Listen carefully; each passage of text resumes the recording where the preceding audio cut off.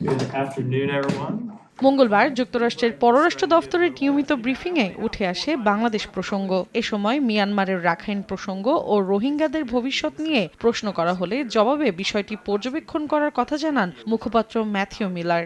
বলেন, সংঘাত, আঞ্চলিক নিরাপত্তা, রোহিঙ্গা সমস্যা সবসময় ওয়াশিংটনের অগ্রাধিকারের তালিকায় আছে। বাংলাদেশ সরকার এবং জনগণ সবসময় রোহিঙ্গা ইস্যুতে উদারতা দেখিয়েছে বলেও উল্লেখ করেন তিনি।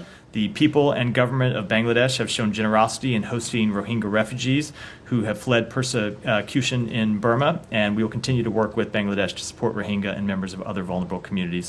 সরকার পতনের পর বেশ কয়েকজন সাংবাদিককে গ্রেফতারের বিষয়ে প্রশ্ন করা হয় ব্রিফিংয়ে। বিষয়টি আইনের শাসনের সঙ্গে সামঞ্জস্য রেখে সামলানোর আহ্বান জানিয়ে মিলার বলেন, গণমাধ্যমের স্বাধীনতা বহাল রাখাটা জরুরি।